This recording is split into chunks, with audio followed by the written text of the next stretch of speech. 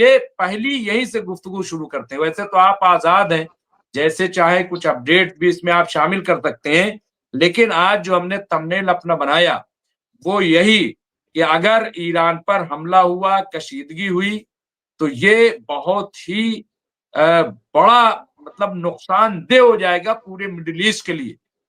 तो ये एक सऊदी अरब के जो साबिक मुशीर है उनकी तरफ से कहा गया, बड़े ओहदेदार की तरफ से।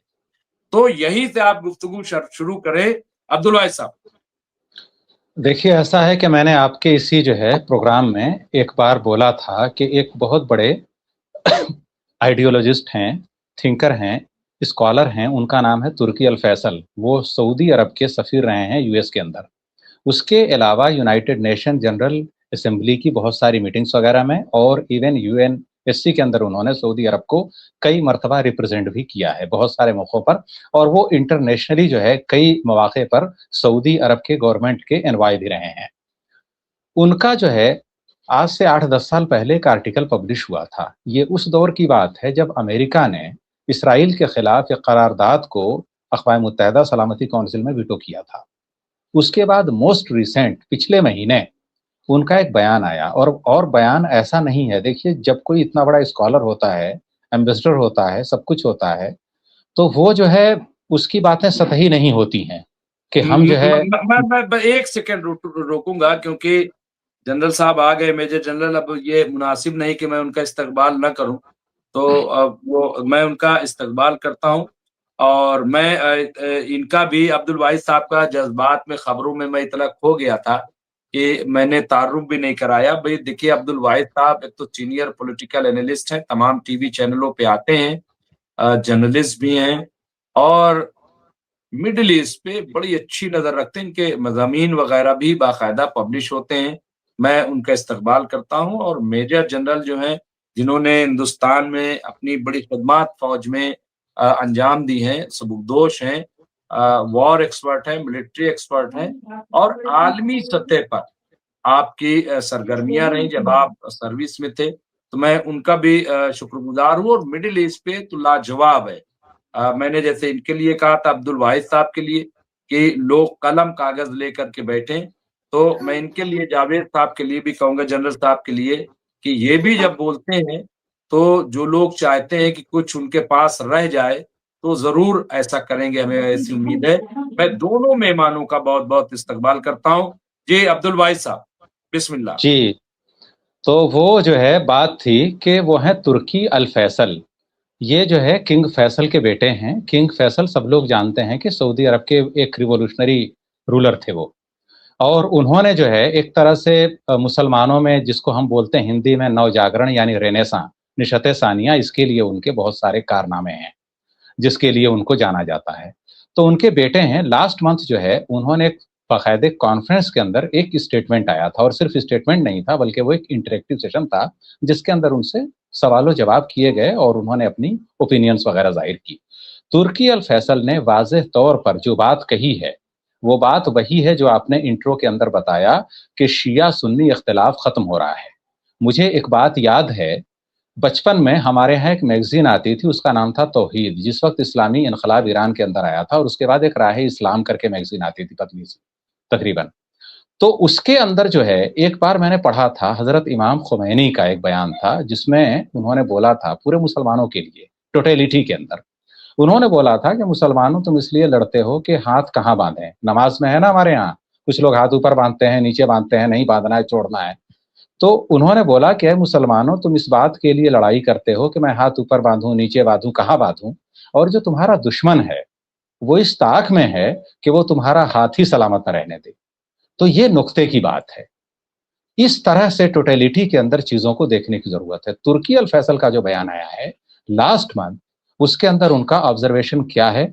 उनका ये है, साफ साफ बोला है उन्होंने, विदाउट जो है कोई उसके अंदर ऐसा नहीं है कि कोई ढके छुपे अल्फाज में। उन्होंने क्लियर कट बोला कि ईरान हमारे लिए थ्रेट नहीं है। एग्जिस्टेंशियल थ्रेट हमारे लिए सिर्फ और सिर्फ इसराइल है। अब आप बताइए कि एक इतना बड़ा बयान और किसी छोटे मोटे आदमी से नहीं जो सऊदी अरब का एम्बेसडर रहा हो यूएन के अंदर, यूएनजीए और यूएनएससी के अंदर उसने सऊदी अरब को रिप्रेजेंट किया हो, दसियों साल तक, 1-2 साल नहीं, जिनके article Washington post, New York times में पब्लिश होते हैं, पॉलिसी रिसर्च पेपर के अंदर आते हो, ये उस आदमी का बयान है। तो ये एक मेजर शिफ्ट है जो है अरब दुनिया जिसके अंदर ये था। आप देखिए कि 5-6 साल पहले की बात है, तेहरान के अंदर और बहुत सारे शहरों के अंदर जब प्रोटेस्ट हुआ तो एक बहुत बड़े शिया आलिम दीन थे निम्र, जिनको शहीद किया गया, सऊदी गवर्नमेंट ने ही किया। और आज शिफ्ट वही है कि कई हार्डलाइनर्स को इसी सऊदी गवर्नमेंट ने छोड़ा है, रिलीज किया है, 4-5 महीने पहले की बात है। तो ये मेजर शिफ्ट क्यों आ रहा है? ये मेजर शिफ्ट इसलिए आ रहा है कि कहीं ना कहीं अंडर करेंट पब्लिक के अंदर एक ऐसा है कि कहीं वो डिस्प्लेजर फलस्तीन वाले मामले पर ऐसा ना हो जाए। पहली बार वहां कोई शिया जो है, शिया शिया में से मिनिस्टर भी बनाया गया सऊदी अरब में। जी जी जी, सऊदी अरब में, बिल्कुल बिल्कुल बिल्कुल। तो मैं वहीं पर आने वाला था। बहरहाल आपकी बात बिल्कुल ठीक है, ये बनाए गए हैं वहां पे मिनिस्टर। और दूसरी बात क्या हुई है कि ईरान ने भी मॉडरेशन दिखाते हुए, हालांकि ईरान रहा है, एक्चुअली क्या है कि बदनाम बहुत ज्यादा किया गया, सुन्नियों को भी शियाओं को भी। बहुत सारे हैं उमूर जिसमें बोला जाता है कि ये नहीं करते, वो नहीं करते। अब मैं आपको एक मामूली मिसाल दूं। लोग बोलते हैं कि भाई सुन्नी हजरत अली को नहीं मानते, इनको नहीं मानते, उनको नहीं मानते। किसी दिन आप जुमे के खुतबे में आइए, जिस दिन जुमे की नमाज होती है किसी भी सुन्नी मस्जिद में, वहां हजरत अली रज़ियल्लाहु ताला अन्हो के लिए जो अल्फाज इस्तेमाल किए जाते हैं वो हैं मजहरुल अजायब वल गराइब, सैयदना अली इब्ने अबी तालिब, सैयदुल शुहदा के अल्फाज इस्तेमाल होते हैं हजरत इमाम हसन, हजरत इमाम हुसैन के लिए, शबाब अहलिल जन्ना, शहजादी के लिए यानी हजरत फातिमा रज़ियल्लाहु ताला अन्हा। तो ये जो है हमारे कुछ फरोई इख्तिलाफात हैं, लेकिन वो दाखिली हैं, उसमें हम किसी तीसरे फरीक को शामिल नहीं करेंगे बिल्कुल किसी भी हालत में, कि वो उसको अलाउ किया जाए कि वो आए, और उसको ये स्पेस बिल्कुल नहीं दिया जाना चाहिए। तो तुर्की अल फैसल ने जो बात कही, जो बात हजरत इमाम खुमैनी ने कही, उसी बात को मुकद्दम रखना चाहिए। पहली बात तो ये। दूसरी बात ये कि हम अक्सर इसराइल की बात करते हैं, हम जायनिस्ट की बात करते हैं, हम भूल जाते हैं कि पूरी की पूरी प्रोपेगेंडा इंडस्ट्री है, एक जायनिस्ट क्रिश्चियन भी हैं। रिपब्लिकन जिनका हम नाम ले रहे हैं, जिसका इस वक्त प्रेसिडेंट है डोनाल्ड ट्रंप, उसी रिपब्लिकन के एक तरह से पायनियर फाउंडर थे अब्राहम लिंकन, जिनको बोला जाता है कि स्लेवरी के खिलाफ, ठीक है, उनके बहुत सारे आइडियाज ठीक हैं। उनका एक विश्वविख्यात कोट है कि डेमोक्रेसी क्या है, for the people, of the people, by the people. लेकिन आप बताइए कि ज़ायनिज्म की सबसे पहली कॉन्फ्रेंस अर्ली 19th सेंचुरी में हुई थी, आज से 150 साल पहले। उसके अंदर बाज़ाबिता तौर पर अमेरिका के किसी सदर का खत पढ़ा गया तायीद में ज़ायनिज्म के। वो कौन थे? वो अब्राहम लिंकन थे। तो बहुत सारी ऐसी जो है तारीखी चीजें हैं जिनको हम लोग नजरअंदाज कर देते हैं। यही यूएस है जिसने बाकायदे रशिया से अलास्का खरीदा था। उस वक्त कम्युनिज्म, वो जो है यूएसएसआर से पहले की बात है, यूएसएसआर का इमरजेंस हो रहा था। तो आप बताइए कि एक्सपेंशनिस्ट पॉलिसी जो है यूएस की, वो बहुत पुरानी है, आज की नहीं है, वो 250-300 साल पहले की है, 1776 की है पॉलिसी है।